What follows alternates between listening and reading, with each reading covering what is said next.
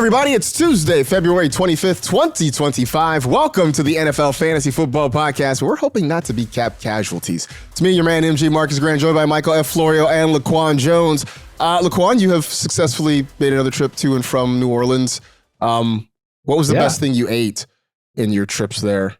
Best thing I ate, I think I've said it before, it was at the Vessel Nola, but I did have a beignet at the hotel at the Marriott in the morning, and I saw other people eating them. I didn't know you can have it for breakfast, and it was really good. It was one of the only best time ones I've ever had them. Do people eat them at other times of day? I've had some for dinner. I had some for lunch. Like I was just eating beignets. Like I was just rating them, and my hotel at the Marriott had the best one. I guess it's because every beignet experience I've had has been slightly hungover at Cafe Du Monde with the dark, extra strong coffee and a whole bunch of powdered sugar on my shirt. That's pretty much how it's always gone down for me. I do appreciate the one spot that was on Bourbon. I mean, $1.50 beers, man. I mean, that was an amazing spot there and had some beignets on the side. So shout out to them. I forget their name, but shout out to them. That is both great and terrible all at the same time. Yeah. $1.50 beers.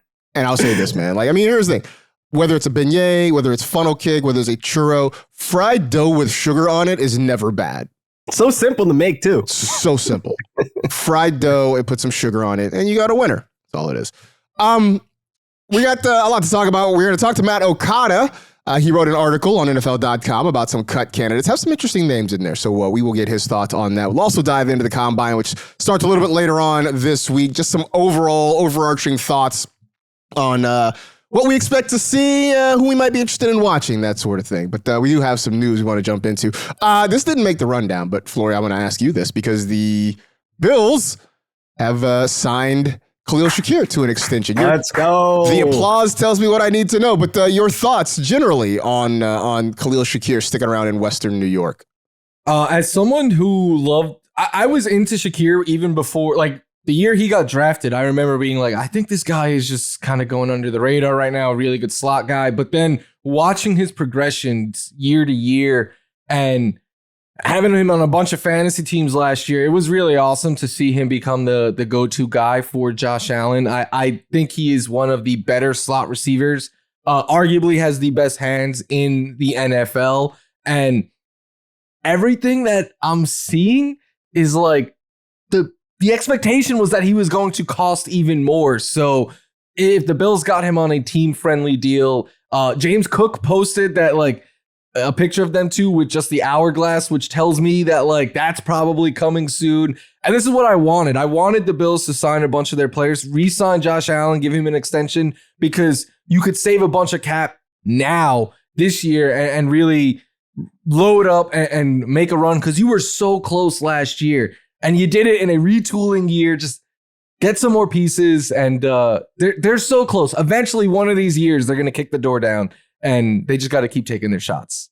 Yeah. But anyway, they're trying to keep the band back together, which is certainly a good thing. That's for sure. Super good, man. Shout out Khalil Shakir. He was one of my favorite 3 slot wide receivers. It was Cooper Kupp, Christian Kirk, and then Khalil Shakir throughout the years. So happy he got paid. Yeah, and apparently what we learned a couple weeks ago on the show, that I was apparently low man on Khalil Shakir. I was like, oh, yeah, I thought he'd be okay. And you guys were both like, no, man, I thought he would crush. I was like, okay, well, I guess I'm the idiot. So there. No.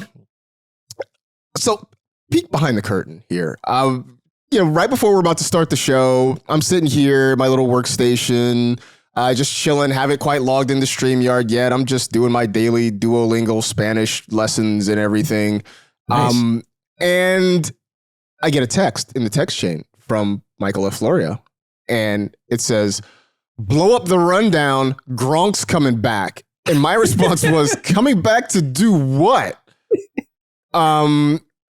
So I quickly went to the Google machine and checked, and there are reports that Rob Gronkowski is apparently eyeing an NFL return with the Denver Broncos in the mix. We're all shaking our heads. I'll ask you that. Is this a real thing? Is this a serious thing, or is this just idle chatter in February? Listen, I feel like the things that Gronk wants to do, he's going to do. He's been very serious and adamant of doing wrestling, and then he appeared on a Monday Night Raw thing, and I'm just like, okay, that's a thing. And I remember him saying that he didn't want to play for a team without Tom Brady being his quarterback, but this just seems weird. Like, it's so random. So maybe he's dead serious about coming back. I don't know.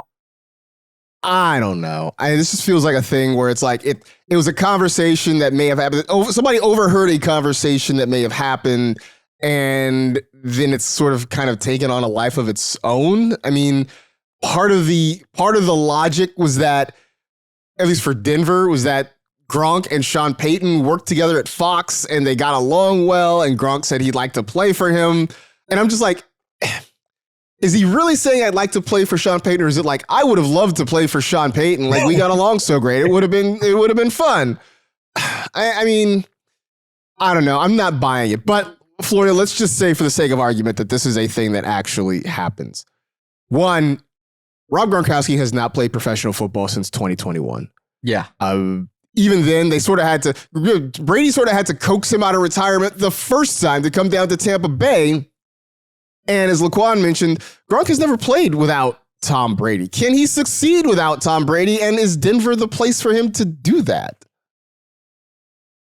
Could he have succeeded with Tom Brady in his prime? He could have succeeded anywhere because he is arguably the most physical, dominating tight end that I've ever seen. Like, you could argue Travis Kelce's the GOAT, but like physically, like, okay, good luck stopping this dude. When Gronk was at his peak, I don't think anyone was higher in that regard than he was.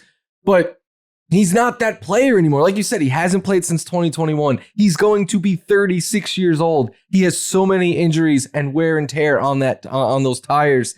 Denver could be the place where he has success coming back in the sense of like, hey, he played the full year. We had some design packages for him, something along those lines. I don't think he could be anything more than like a contributor who plays here and there. To me, this feels like Gronk wants to keep his name in the news cycle right now. He generates some hype. Maybe that USAA money's starting to run out. I don't know, but like. No, like, I don't know. If Gronk comes back, it's more of a spectacle, I would feel like, than something to get excited football-wise. Maybe they overheard him say tight end coach. Maybe some type of like mentorship of the tight ends. Like, I can't physically see him. I don't know if I football. want him coaching. Well, it's just a title at that point. You'd just be in the building kicking with Sean Payton, just talking about his times of playing with Tom Brady to the tight ends and like, hey, you should do this. Because we haven't really seen a successful tight end in Denver in a while. I mean, Albert O was a guy, I can't pronounce his last name. And the other guy, no, like, trust me, I spent all offseason learning to say the name Okoye Bunam because I thought it was going to happen. They need help at that position. So maybe he can come in, drop some seeds. Listen, I don't know. I just don't physically see him playing football anymore. Like, is he better than Greg Dulcich at this point? I would say no. He's still on the team. I mean, geez. I mean, what's the fisherman guy? The Adam Trout guy? Like, and all the guy, Troutman. Yeah, there you go. I'm trying to think. Like, I don't have the Broncos had a quality tight end since Shannon Sharp. I mean, Julius Thomas. All right, that's fair. But that was like 1 year. Yeah, I don't know. I'm not buying into this. And even if for whatever reason it happens, I'm not drafting Gronk. No. If somebody else wants to do that, go. You know what this feels like? It feels a little bit, well, no, it's not the same. I was going to say like Josh Gordon, but there's not this, like, I think people were kind of like, I don't think anybody's buying into this. Like, every time Josh Gordon's name came up, like, people got excited. I'm like, we don't have to do this to ourselves. If Josh Gordon or Martavius Bryant signed a contract this summer, I would get excited. Brian. Don't do this to yourself. You deserve I better. chase those two every year. You deserve better than this, Michael F. Florio. You deserve better. I went all in on Martavius Bryant 1 year, and he didn't even make it past camp because like he got in trouble off the field, and I was like, yeah, that's when I'm done. Yeah. Jeez, I don't know. This feels like a weird February story that's not really going to have legs. Meanwhile, a February story that very much seems to have legs is in Los Angeles, where the Rams have granted Matthew Stafford permission to talk to other teams. This is after allowing Cooper Kupp to seek a trade as well. So while the Bills are keeping the band back together, the Rams might be off doing little solo projects off on other sides. When you saw this on the rundown, Laquan, you said you were triggered. So I will ask Florio this question then instead. Besides Los Angeles and playing for Sean McVay, do you see another place that'd be a great fit for Matthew Stafford? Yeah, I think the Vikings would be a really good fit for him because it's a KOC, similar offense as what Sean McVay runs. You get Justin Jefferson there, who I think would win the Triple Crown with Matthew Stafford. You have TJ Hawkinson and Jordan Addison, and we just saw that offense elevate Sam Darnold to be what he was this past year. So I can only imagine what it would elevate Matthew Stafford to be at this point of his career. But as a Met fan, this really reminds me of Pete Alonso this offseason in the sense of like the Mets were like, you go out and you figure out what your market is and what the rest of the league values you at, and then come back to us and we'll discuss. And the whole process felt like these two are going to find a way to work it out. The Rams want to, or the Mets in that instance, want to get it for the best price possible. The player wants to make as much money as possible. So you give time for them to explore the market and see what they could get out there. And then the team ultimately has to decide if they want to pay that or not. But I don't think Matthew Stafford's going to get like $60 million, and I think he's worth more than he's getting now. So this just feels like finding a happy medium that both sides are pleased with. And just like with Pete, until Stafford is playing somewhere else, I'm going to continue to think that he ends up back in LA. This is basically hey, look, I know like the relationship's at a weird spot. Why don't you go out and see some other people and see your value, see what it's like out there, right? You don't want to be out dark. there. Out here is different than the last time you were out here. Just we can go through that whole, these are children of Rihanna, he born in wants the fires of chaos. 50. Like I don't see that happening. Like how could that possibly happen that if you want 50 elsewhere or 60 and you're 37 years old? Yeah, I mean, look, it's good to want things. But two, I think he looks at it as, look, for what I bring to this organization and where this team is at and what their goals are right now in the short term, I think he looks at it and says, I'm worth $50 million for what you were trying to accomplish. Which I agree. Because as we talked about, what are you going to do? Let Jimmy G play quarterback? No. Right. No. That's the thing. Because you're not in position to draft one of the top guys this year. You're not going to let Jimmy Garoppolo, handle the reins. But you are in a window where you are still very competitive, right? I mean, we saw that last year in the playoffs.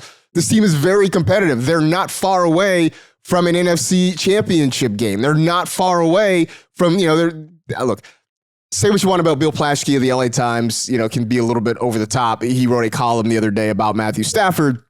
And he started by saying the Rams were 13 yards away from winning a Super Bowl. His argument being, if they get the win over the Eagles, they beat the Commanders, and he thinks they beat the Chiefs. I'm like, okay, let's pull it back a little bit, but I see where you're going with this. Did Laquan write that? I did write that. I ghostwrote that one. All right. Well, hopefully you and Plaschke you figure out some sort of profit sharing for that. So, we'll see. We'll see what happens with this. We'll see whether or not, Stafford finds a trade that is suitable, whether or not the Rams figure out how much they want to pay him if the two sides come to an agreement. But I think, Florio, your approach is best. We consider him a Ram until further notice. Skip this dynamic. Do you guys care about the dynamic kickoff and the tweaks coming? Great. What more can they do? I mean, I don't know. I mean, I put it in here because I know, Laquan, you spent a lot of time last offseason sort of studying this and trying to figure out. And it ended up, not that it was your fault. It ended up not making a difference in fantasy because we just didn't see a lot of kickoff. Like, I literally think teams stopped caring after like week 2. Or like it was the preseason, like it was like all exciting. And then after week 2, we're like, yeah, we don't care about this. We're not trying to get cute. Just kick the ball. Let's get on the 20, 25, and let's go. Yeah. I'm trying to think, like, we had 1, 2, 3, 4, 5, 6, 7 kickoff return touchdowns all season long. So not enough. Yeah, right. So anyway, they're tweaking it. Okay. Anyway, let's move on. The Packers apparently have had enough of the tush push. They've had enough. It started as Judy Batista originally reporting that an unnamed team proposed banning the tush push, and because the internet works quickly and you cannot hide from the internet, we found out in short order that unnamed team was the Green Bay Packers. we can go round and round on the merits of the tush push and if it should be banned and blah, blah, blah, blah, blah. And chances are this is just, again, idle chatter. This is just a proposal in February that's probably not going to go anywhere. But Laquan, let's game this thing out, right? Let's say the Packers get the entire state of Wisconsin to rise as one behind them, and they start a popular movement across the lower 48 states that suggests the tush push is evil and is destroying the National Football League. How much does this hurt Jalen Hurts' fantasy value if it goes away? I think it hurts. It'll be very noticeable impact if they take away the tush push. But I see why people want to take away the tush push. Like, I don't think it's a Jalen Hurts thing because we've obviously seen, Josh Allen do it with the snowplow. We've seen the Ravens do it, with Mark Andrews and, et cetera, et cetera. Like, it's just that it's too good and they can't stop it. So I see why they're complaining. But there's also the dark side of it of where in the Super Bowl we saw Chris Jones get hurt. He put his body sideways towards it and he ended up hurting his neck, tweaking his neck. But there's both sides of it that, you could see why they're mad at it. But then it's like, all right, if players are starting to get hurt from it, then take it away. It's no. My attitude then is like, okay, well then there's only one Jalen Hurts, right? And it's unstoppable because like other teams do it and have success with it, but not to this level. So like, yeah, ask the Bills. Ask the Bills who got stuffed on it a couple times. That'd be like if the NBA was like, well, there's only one Wemby, so 7-footers can't shoot threes, and there's only one Ohtani, so no one who hits could also pitch. Like stop. I don't know. My thing is like, stop trying whenever there's something I can't stop this, so let's make it illegal. Like it's soft and I hate it.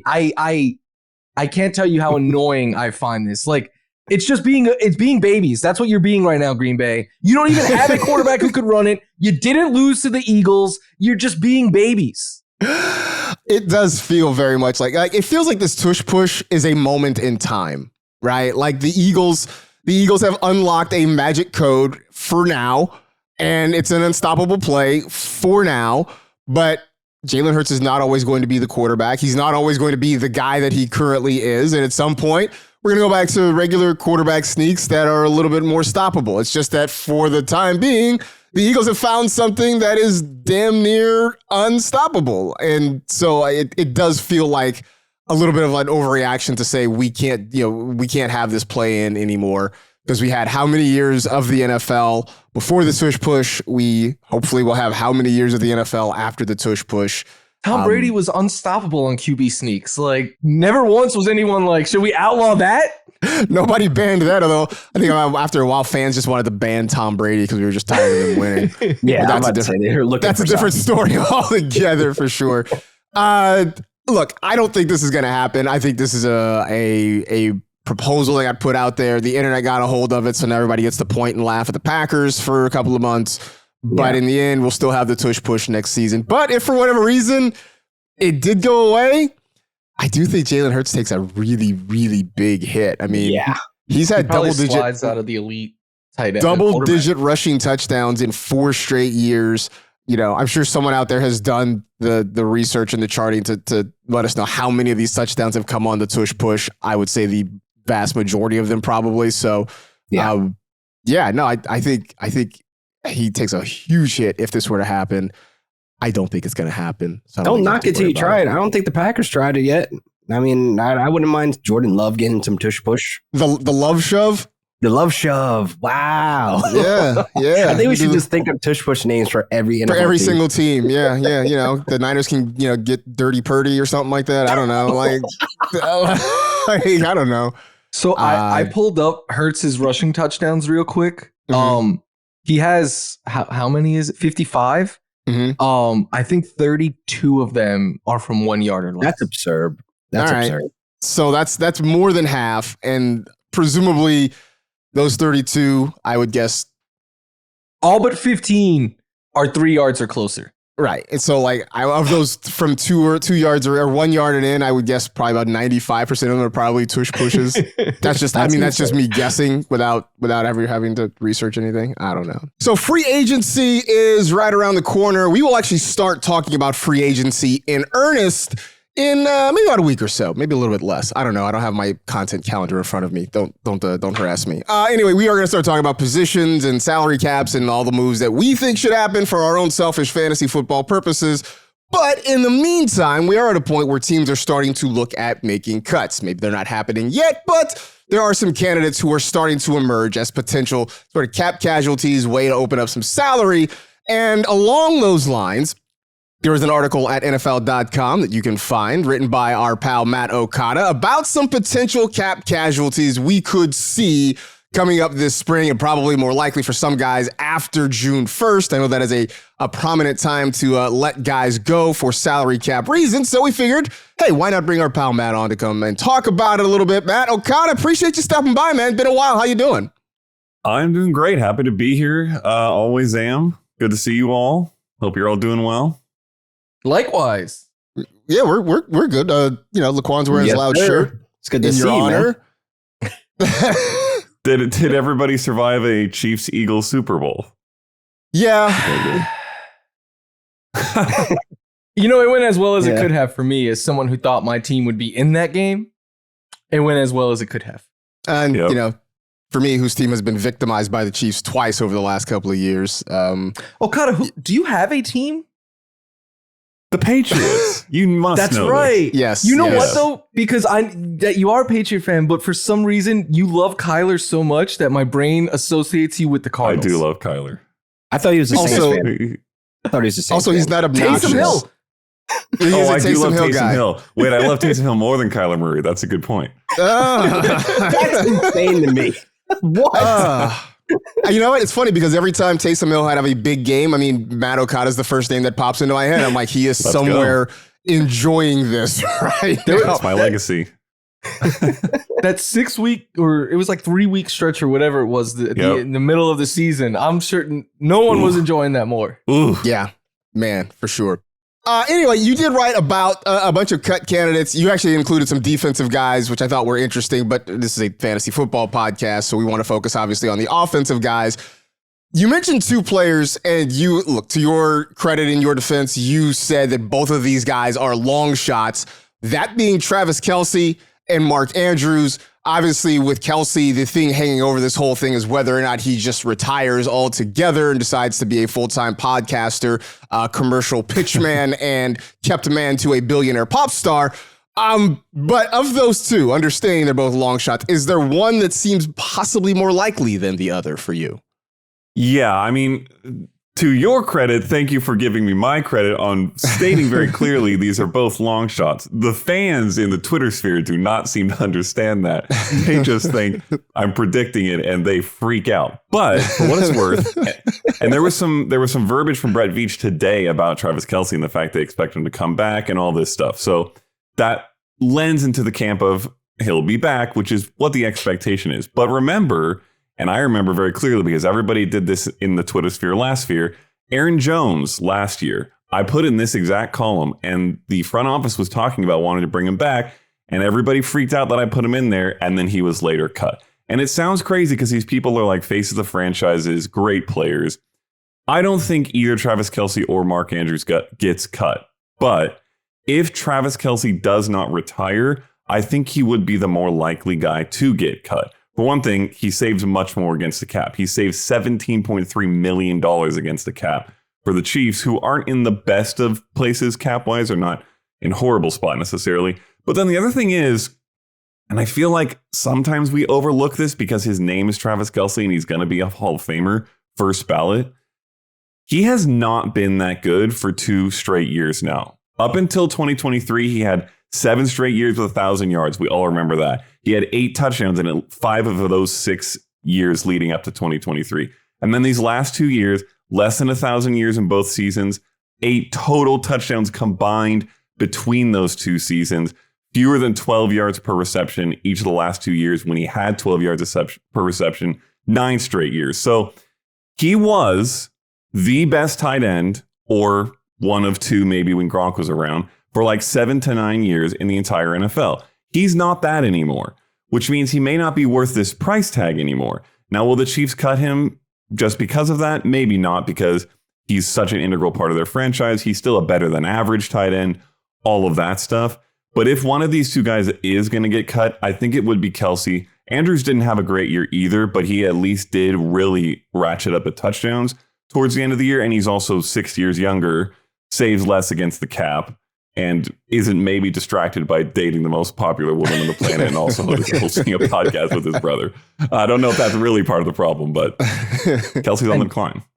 To your point on that, like you say 2 years, but 2 years ago in 2024 playoffs, he still kind of looked like Travis Kelce, and it was like, all right, yeah, he's doing this thing where he's saving his body for the playoffs. So, but he wasn't even able to dial it up in the playoffs really this year outside of that one game against the Texans. So The only thing with these two, and it's so funny to me that of the two, the fan base that wants the one cut is the Ravens fans. I see all the time on Twitter saying to cut Mark Andrews.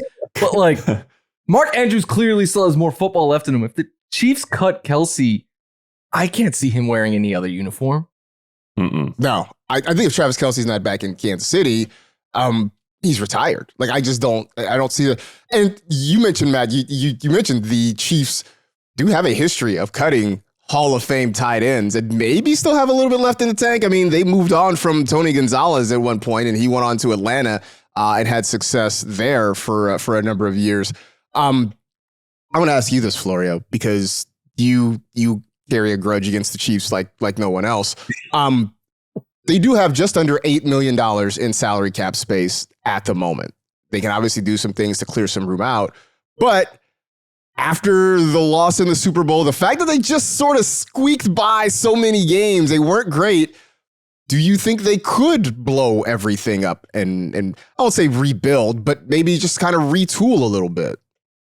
Yeah, I think they could retool for sure. I think the Chiefs, sort of the Bills, the Cowboys are certainly in this window. We see this when because quarterbacks last so much longer than every other position that like Okada being a Patriot fan could speak on this. Like, there's two iterations of Tom Brady's career, right? Like, they're like the quarterbacks play so much longer that the roster around them naturally everything changes. And the Chiefs are, I think, trying to slow walk that process. Like, Chris Jones, I don't think is going anywhere. But that's the other thing with the Chiefs is they've paid outside of like Tyreek and Snead, who they traded or let walk. They've kept a lot of their big name players. So when you are paying all of these high end talent, the rest of your roster has to suffer. There's only so much money to go around. So the Chiefs are entering this weird stage where they have a lot of high end talent. They still have arguably the best coaching duo in the NFL, but the team around Mahomes is getting weaker and weaker. So I think if you're the Chiefs, though, you look at it like we were in the Super Bowl this year. We've been in the AFC Championship game 7 times in a row. We're going to continue to try to ride this out, but you need to try to get younger and you need to try to find cheaper pieces to add around because you can't just keep paying everyone. Eventually the bill comes due. I will say Kansas City was very smart in locking up Mahomes to a long-term deal when they did, which at the time, it was a huge deal. But as we're seeing more and more quarterbacks sign, it's looking more and more like a bargain for Kansas City. So that does give them, I guess, a little bit of flexibility. But I think to your point, Mike, they do have to kind of, figure out how to retool. The Patriots did that great for 20 years. Just, there are so many different versions of Patriots Super Bowl teams that one didn't quite look like the other. Laquan, I want to ask you, though, about on the Ravens side, if for whatever reason they decide that they want to part ways with Mark Andrews, and that does seem sort of hard to imagine right now, is Isaiah Likely enough, at least for the tight end position? Is he enough to sort of keep this train rolling there? Man, it's one of those things that you hope they don't cut Mark Andrews because he didn't really end the season very well. I mean, he's been going so. I think he did. No, personally, I mean, boy, if they cut him, boy, he's going to be having probably the worst years. And probably not the worst year in Baltimore. There's another player there, but anyway, I would just say more so looking at it like Isaiah Likely is one of those stud, tight ends that we've seen flash multiple times, and we kind of want him to get the keys to take the full-on mantle. And I honestly believe that, Isaiah Likely can step up to the plate, but you just love Mark Andrews' comfortability with Lamar Jackson and Lamar Jackson's comfortability with Mark Andrews. That's a connection that, I can't see breaking up anytime soon just based on all the stuff that they've given us. And I definitely think, Isaiah Likely is still a young player, he could still learn so much from Mark Andrews. So cutting Mark Andrews now it's one of those things with Travis Kelce. It's one of those front facing guys. Like, it'll feel weird without him in the locker room, I think, more so. And it'll feel weird for fantasy seeing him play anywhere else. But as a Rams fan, we could use him. Man, I ain't mad he come to LA. I mean, we could, any of these guys. I mean, we could put a spot for him, but it's definitely one of those things.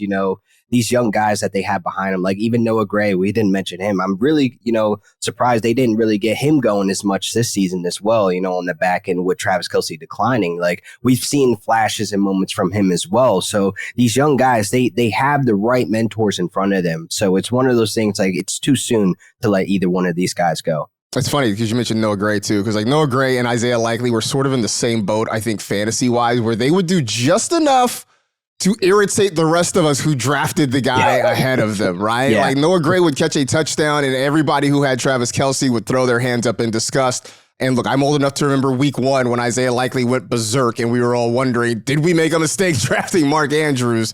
That was about the last I think we heard of Isaiah Likely for the most part. I just want to see Likely get a chance, man. I truly believe he's the best number 2 tight end in football. Outside of maybe like Michael Manning, but like. Yeah, I don't disagree with that at all.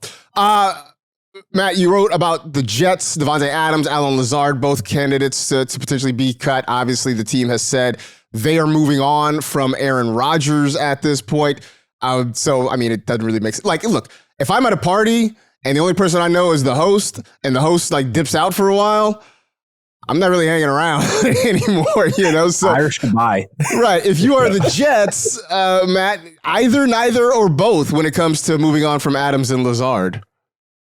It's got to be both, in my opinion. This is not just you only knew the host. It's also the host is the only person that likes you there, and the host is really the only person you like there. And there's really no reason for either of you to be there except for Aaron Rodgers. That is the vast majority to entirety of the reason that both these guys ended up in New York. And with him gone, I don't see a good reason for them to keep either. Obviously, Adams is still very, very good and productive. He had a solid year. He carries, if cut, a $30 million cap savings for the Jets. That is absurd. You do not save that much money cutting players in the NFL very often. And this team needs to make big moves. They need to make significant moves to shore up a bunch of stuff that went very wrong this past year. Obviously, the fact that Rodgers, banged up, didn't play well, all that stuff, got a little better towards the end, made what was a big part of the issue, but Devontae Adams carrying that much of the money is not going to work. And it's not going to work, particularly when you don't have Aaron Rodgers as your quarterback, because that's so much of the connection there. Also, you have Garrett Wilson. And I think that bringing in Adams kind of created some friction and some awkwardness and some issues with Wilson, which kind of brought him down a little bit. So you have a true wide receiver 1, or at least a very good 1A. You can bring in someone who's more of a 2 or, a lower end 1B to work alongside Wilson, who costs a third of this, maybe less, and use that money elsewhere much more effectively. And then Allen Lazard is just not good. Sorry, Lazard. Like, he's a spottily useful wide receiver 3, specifically for Aaron Rodgers and nothing else. So he brings $6.6 million in savings. He has a $13 million cap hit. That is not worth a kind of okay sometimes wide receiver 3 for a quarterback that's gone now. They need to find somebody else to play alongside Wilson. I was going to say, the good news is that Allen Lazard last year had maybe the second best season he's ever had in the NFL. Yeah. The bad news is that's 37 catches and 530 yards. That's what that is. And most of it happened in the first 6 weeks. He was kind of good for that stretch, and then he disappeared. Yeah. Yeah, I do remember that. If Aaron Rodgers is, let's say he retires, right, and he's not a starting quarterback next year, just for hypotheticals, does Allen Lazard have a future in the NFL? I don't see any other team really being like, we need this guy. The Patriots could use some wide receivers. Come on, why not? I'd rather 74 wide receiver 3s. We don't need another right. One. They've got multiple Allen Lazards on the roster already. Why would you bring in another one? That's very much the, hey, I want Allen Lazard, and they're like, we have Allen Lazard at home. It's fine. Yeah. We don't have to worry about that at all. Christian Kirk, another name that is on that list. Obviously, Brian Thomas Jr. had a very good rookie season. But, Matt, look, you mentioned this. we all sort of laughed. We all pointed and laughed at the Jaguars when they signed Christian Kirk to that big deal. And that first year, he was really good. It's like, oh, you've sort of earned your money. Since then, he's been injured a whole lot. So if they decide to move on from him, is there still enough help for BTJ on the roster? Or would they have to go get somebody? There's not enough. So this is a two-sided coin here. I think Kirk needs to be cut. I think they probably will cut Kirk because of the money and the health and production the last couple years after that one really good year. I think he's a good wide receiver too. One of the better wide receiver twos probably in the NFL, particularly when healthy. Obviously, when you're not, that brings that down quite a bit. But at this price point, I don't think it's right. But if he's gone, there's not enough else there besides Brian Thomas Jr. You've got Gabe Davis, who will have probably 2 good games, maybe. I don't think he even had two good games last year. And then after that, you got a bunch of like wide receiver 4 nobodies. I think that this would be a good team to go out and work hard to get one of these higher end possession type wide receiver veterans that are kind of the top end of free agency this year, because Brian Thomas Jr. is such an unbelievable explosive downfield threat. I think it would be really nice to pair him with, honestly, someone kind of like Christian Kirk, but with maybe a little bit more upside, maybe a little bit more reliability, and maybe at a lower price point. So maybe that's someone like Stephon Diggs even. Maybe it's Amari Cooper, depending on what kind of money that draws. Or, and this is kind of my favorite, maybe it's Keenan Allen. Because you can probably get Keenan Allen cheaper. I still think he's got a lot left in the tank in terms of just being a good possession receiver. I think he'd be a great compliment to Brian Thomas Jr. and help Trevor Lawrence out a lot. Yeah. I love what they're doing down. At least I think I love what they're doing down there. I don't know. They have a new GM who everybody is, sort of pointing out the fact that he looks like he, just graduated from college and should be an intern somewhere. So we'll see what they. Is he using Madden? Is he using Madden ratings? I don't think he's using Madden ratings. I think at least not publicly. At least not publicly, right? Look. When your head coach goes to his opening press conference and says, Duval, like the weirdest, creepiest way possible, like any weirdness that you have bubbling under the surface, you should probably keep that quiet, at least for the time being, a little bit. Okada, you asked if Gabe Davis had a good game. He played 10 this year. How many yards do you guys think Gabe Davis had this year? Oh, my total? God. Gosh, it was total. I'm going to say 10 games. I'm going to say 215. I was going to say 230. 239. 239 and 2 touchdowns. They came in the same game. Oh, man. I feel like, on Fantasy Live, we do the Cardio King of the Week. I feel like he won that a few times just because he's mostly just getting his steps Nobel in. Prize of the Cardio King. Yeah. I mean, I think at this point, like we might just have to rename it the Gabe Davis Award. Remember this time last year when people were like, well, Josh Allen doesn't have Gabe Davis anymore. I'm old enough to remember 2 summers ago when he was a lightning rod for fantasy Twitter conversation. Like if you were just bored one day and you wanted to start a fight, just say Gabe Davis is good and then just walk away and then just watch your mentions go berserk for, 24 hours or so. So yeah. One last thing I want to ask you, this wasn't in your piece, but I know you obviously spent a lot of time, for folks who don't know, you spent a lot of time scouting and looking at wide receivers, evaluating wide receivers.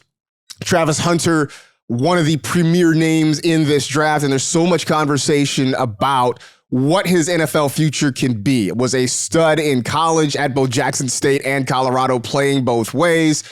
For you, I mean, obviously, Travis Hunter is not sitting here taking advice from any of the 4 of us, but if you were to give him advice, can he play both ways in the NFL or should he stick to one side or the other? Ooh, okay. So that way of wording it makes it especially tough because if Travis Hunter's coming to my front door and asking, I'm probably telling him, bro, do whatever you possibly can. Have the best cardio in the NFL and play every snap on both sides and be an unbelievable generational Shohei Ohtani level player. If the GMs for the 32 franchises in the NFL ask me the same question, I think the answer might be different. And some of it does still kind of apply in terms of what Travis maybe should do for himself. And it's simply this. The risk of injury is very high in the NFL. I think it gets higher exponentially the more snaps you play because your cardio goes down, the hits pile up, all that stuff. When you're doubling the snaps you're playing, you're more or less at least doubling the risk of injury.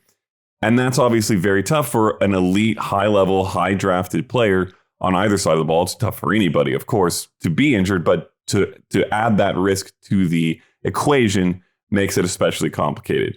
So I don't think it's probably best for an NFL team that he plays every snap on both sides of the ball. Long term, I think it's probably not best for him that he does, although if he did it on his rookie contract, good gracious, would his second contract be nice. So maybe that's the strat, is do it on his rookie contract and then specialize later. I really like what Daniel Jeremiah said in his top 50 article.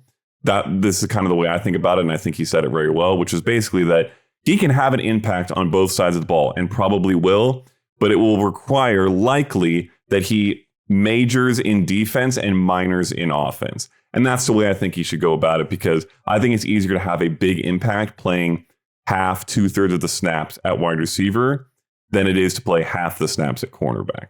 So that's the way I would go if I was Travis Hunter, and that's the way I would go if I was a team looking to draft him. Coincidentally, as you were talking, I just saw this Cam Wolf tweet. As we're recording this, he said the Titans, who have the number 1 pick, view Hunter primarily as a cornerback, and the Browns, who have the number 2 pick, view him primarily as a wide receiver. That's so interesting. Wow. Wow. What I'll tell you what this is going to be is absolute horror for fantasy managers if they go somewhere where it's not for sure. I don't think I'm drafting Travis Hunter. Exactly. I think there's too much that can go wrong. Yeah, so much unknown. Yeah, I'm with you. It's funny too, because I think what DJ said about majoring in defense, minoring in offense, that seems to be the consensus right now. I know there are some people who think he should maybe go the other way, but if that opinion seems to be at this point the minority opinion. But very curious how these teams view him and whoever drafts him, what side they want him to primarily focus on. Because you're right, Matt. I don't think what he did at Colorado is sustainable in the NFL. One of the things I've heard Daniel Jeremiah say too about it is, in college, it's easier to kind of spread the field a little bit. And as your corner, maybe not be so involved in the run stopping part of defense. That's a little bit harder to do in the NFL. And look, say he ends up, with the Giants, and then suddenly you got to be tasked with, trying to stop Saquon Barkley a couple times a year, right? Like, yeah, that's how business decisions get made, for sure. So, we will see. Matt, for folks who maybe are uninitiated, where can they find you? What are you doing? Where can they find your stuff? Well, you can find me on Twitter or X or whatever you still want to call it, at Matt Okada. I'm also technically on Blue Sky, but I don't know if anyone's using that still. Hey, I am. Yeah. Okay, I'm over there somewhere. Just search my name, you'll probably find me. And then I'll be doing throughout the offseason and into the next season as well. And I did this past season some freelance work with a couple other fantasy places, 4 for 4. I'll be doing some stuff at FTN this offseason. So if you want to find some more content, you can always do that. There's other free agency articles of mine, both already out and coming out shortly. Sneak peek, spoiler alert, at NFL.com too. So very cool. I can vouch for the 4 for 4 pod. I know you said you may or may not be doing it regularly this offseason, but you and John Bosch, I've listened to it. I was a guest on it once, so maybe my own personal selfish self-interest here, but a good show over there whenever you can find it. Combine will be hitting this week in Indianapolis. Already seeing the tweets and the press conferences, and I'm sure we'll see plenty of word about St. Elmo's and shrimp cocktails and all those sorts of things, steak and shake and the like, coming up in the next few days. This is a thing, guys, that I sort of struggle with because it's obviously a tent pole on the actual NFL calendar. And I feel like for fantasy, we have tried to make it into a thing. And look, there are a lot of people who do a lot of good evaluations and scouting and that sort of thing. But I feel like in the end, it always comes down to, this guy ran well, or he tested well, or he didn't test well. And we always say the same thing. But depending on the landing spot, this could work out. So it's just sort of like, well, what have we done here? So, I'll start with you, Laquan. What are you looking for? What's important and what's not important for you when it comes to the combine? I'm not really like focused on the combine whatsoever, other than players that I'm really excited about to go out there and like just show up and like just do regular football things in shorts and t-shirts. Like I'm not taking that into fantasy into the summer because I don't know where these guys are going. And like if we did this all the time where we were trying to like, oh, well, the draft analyst said this and combine numbers say that, but he just went to the Browns.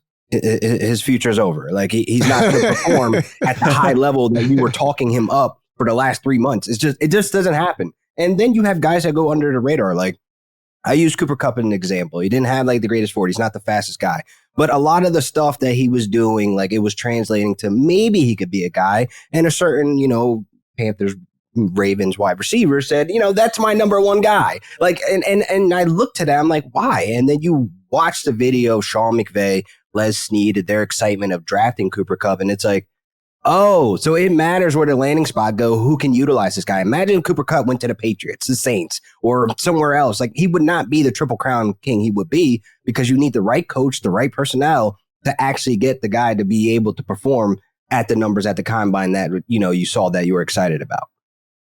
I think that's fair. Matt, I mentioned so like correct me if I get any of this wrong. Now I know you have been certified as a wide receiver scout. Is that correct? True. Yes. Okay. So, for you, like, do you spend a lot of time watching the combine, like watching the receivers at the combine, or is there something you're looking for, or do you just sort of kind of let it wash over you and check up later? Honestly, of all the fantasy positions, wide receiver is the one that I probably care the least about the combine. To me, tape is so much more valuable with wide receivers, and then production is also pretty valuable. Analytical stuff is pretty valuable. Where the combine can have a little bit more to say, I think, is tight ends, running backs, and then it's nice to see the quarterbacks throw and like go through those motions, but those are against no defenders and not in pads and not in game situations with a D-line rushing down your throat. So you don't learn too much, in my opinion, about them either. And for the most part, I don't care about their measurables unless I think they're going to be a big running quarterback and they're fast. That's nice. But for wide receiver in particular, yeah, it doesn't matter that much. It can matter. What I will say is like certain drills can matter relative to other things about that wide receiver. So for example, if you're really, really small, like Xavier Worthy, and you don't run a 4.2, it's probably going to be a little bit problematic. If you run a 4.4 and you're that small, I don't know what you're going to do in the NFL. But if you're that small and you run a 4.2, okay, well, now I know, and you can know this without running at the combine. You can see how fast a player is on tapes for the most part. But when that guy runs a 4.2, now you know, okay, this guy's going to be one of the fastest players in the NFL. There are a lot of things I can do with him in space that minimize his size limitations. And lo and behold, that's largely what the Chiefs did, and it worked out pretty well for them. So there are some instances like that matter when you run a fast 40 and you're much bigger.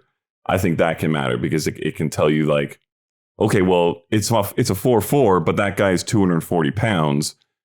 That tells me something that's pretty interesting and valuable.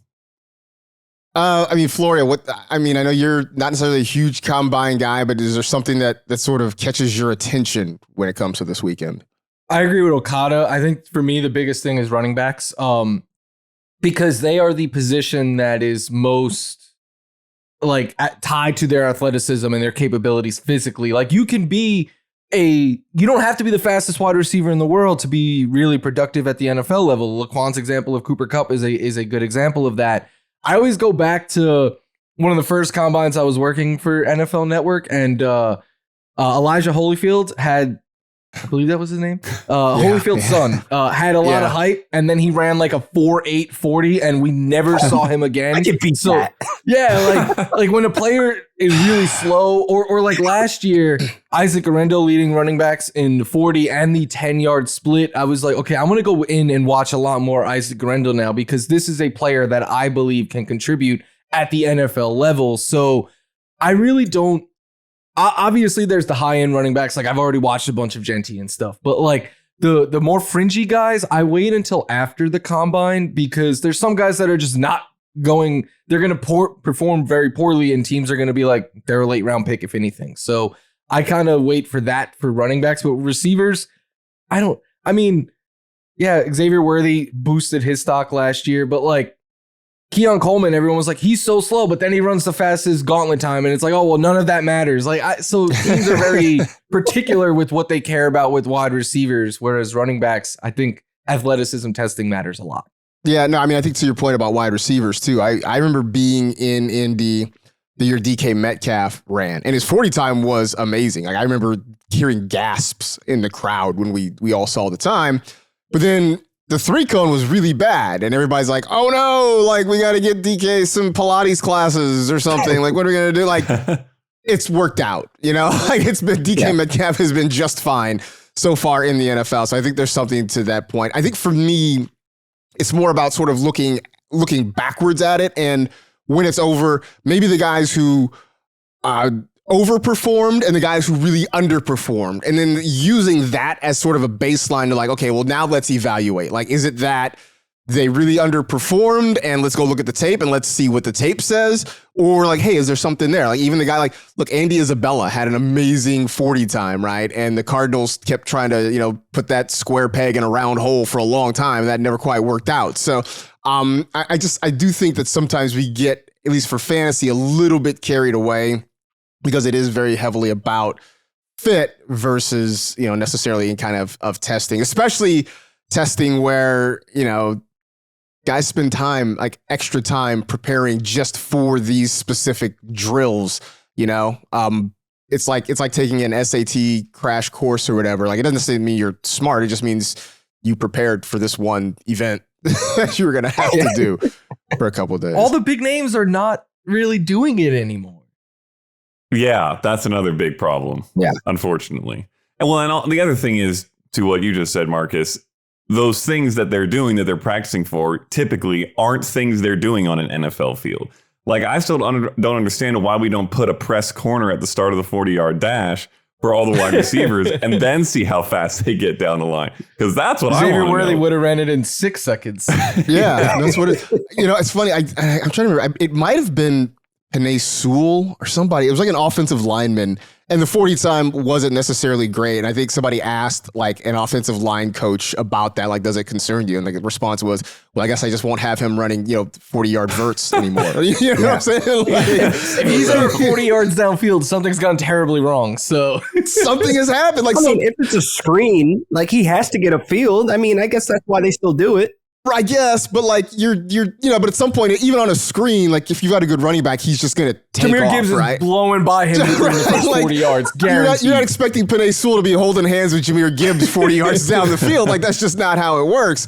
Same thing with like a D tackle, right? Like if a D tackle is running 40 yards any one way or another, something really bad has probably happened for the defense. So, I think there's take a lot of these things with a grain of salt. That being said, is there anybody in particular, Laquan, that you're keeping an eye on that you just want to see? Maybe it doesn't change how you feel about it, but you just want to see this guy perform at the combine. I got 2 guys, Damian Martinez, running back out of Miami U, and then Jaden Higgins, Iowa State. Those are the 2 guys that I will have circled. I just want to see what they do. Like, I want to see if their draft stock gets pushed up. I think they're both day 2 guys. They did second round at least for Jaden Higgins. Like, I just want to see what the draft streets and then the fantasy streets overlapping do for these guys. Okada, anybody you want to keep an eye on this week? I'm going to keep an eye on the tight ends. This seems like a really interesting tight end class. There's a couple at the top that look like they're probably going to go top 15. Tyler Warren, Colston Loveland will probably go top 15, 20 at the most for Loveland. And then there's a bunch of other names that could be day 2. Harold Fannin Jr., Mason Taylor, Elijah Arroyo. There are a bunch of guys. And it feels like every year we need a big tight end influx, and sometimes we think it's going to happen, and then mostly it doesn't.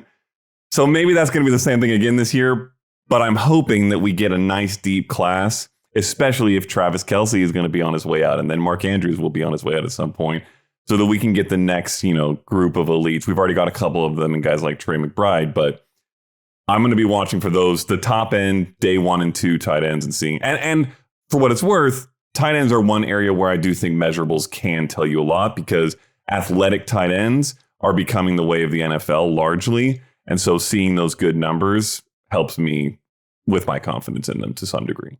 Yeah, I mean, Tyler Warren's an interesting one because, I mean, obviously he had an amazing season. Also, me, though, as a frustrated, bitter USC fan, he destroyed us.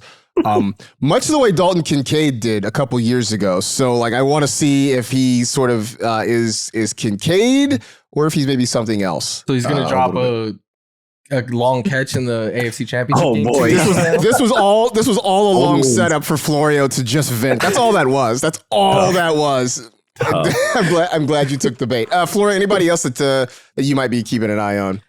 Pretty much the running backs. Like, you hear so much about how deep and how high end, the high end talent is in this class. So I'm very curious to see if anyone separates themselves. Obviously, Genty is already RB1 of this class, but after that, I really want to see how these guys separate themselves. But selfishly, I saw this morning that Cam Ward is still considering participating. And he is my QB1. We've already spoke about this on the show. Like, I think all the physical attributes are there. I love his tools, all of that. I kind of want him to put on a show and just cement himself as the number one pick this week. Like that, because we're not getting Sanders. We're not getting a lot of these big names. Like, him coming out and putting on a show, I think would be the big takeaway from the weekend. Yeah. For me, there's a couple guys that I'm kind of curious about that I watched. I watched them actually play in games. Kind of want to see how they test a little bit. One, Cam Scatteraboo at Arizona State, who was a little bit of a do everything. And like at least at ASU, he gave me, as they would say, it's giving Austin Eckler a little bit. And I'm sort of curious what his testing is going to be like, because he did a little bit of everything for the Sun Devils in those couple of years, including that insane playoff game where he was just gassed and like could not really have done any more, maybe except, play linebacker or something for them, but did everything. The other one, and I know he's not getting necessarily a lot of buzz, but Nick Nash, wide receiver from San Jose State, I thought just Triple Crown in game was just a dude who he was just making plays regardless. And I don't know if necessarily that's going to translate well into testing or not, but I think he's a guy who at the next level could really turn himself into a nice piece in the right offense. Was a guy who was a quarterback coming in, kind of a dual threat running quarterback. He transitioned into wide receiver and ended up having a really good career at San Jose State. So I'm very, very curious about that. I'm with you on Scatter with it. I hope he balls out, because in any other year, we're talking about this guy being like an absolute missed tackle force monster, but it just so happens that he is the guy who set the PFF missed tackle force record in his draft class with him. I mean, look, I think the running back class is going to be interesting, right? Because we know, as you mentioned, John T's up top, Travion Henderson, Omarion Hampton, Quinshawn Judkins, Caleb Johnson. I mean, we can just go deep RJ Harvey, Rashad Smith. There's this class. Like, I'm really excited, honestly, to see all of them perform. Like, one of them's going to run a 4.7 and we'll never see him again. I'm gonna hey, oh boy, I'm gonna say this. I'm gonna look around, make sure nobody pops out. Do running backs matter again? Oh boy, do they do? One just won a Super Bowl. Yes. Just you go out there and get them. This is a good timing for a class like this, though, because a lot of the faces at the position are starting to age out. Like Henry Mixon's kind of in that on his last legs type thing. Eckler, you mentioned, even Saquon, 28. Like, they're all closer to the cliff than further at this point. I know that now that I said that, somebody from PFF is going to be standing outside my front door when we get this show. Imagine. Can you imagine? Anyway, the combine, though, things get going on Thursday in Indianapolis. Being a good company, man, you can check it all out, of course, on NFL Network. So tune in all weekend long, Thursday through Monday, for all the athletic testing. I'm sure there will be press conferences. A lot of folks doing a lot of good work out there in Indy, so be sure to check that out. Matt, appreciate you hanging out with us, man. Appreciate you coming by. Hopefully we'll catch up again soon. I know the company is sending you out into the wilderness, but don't be a stranger. We'll definitely love to have you back on. Absolutely, will do. Keep me posted. Will do indeed. Meanwhile, for the rest of us, that will do it for this edition of the NFL Fantasy Football Podcast. Stay happy, safe, and healthy. Do good and live well. Enjoy the days, everybody. We will talk to you again on Thursday.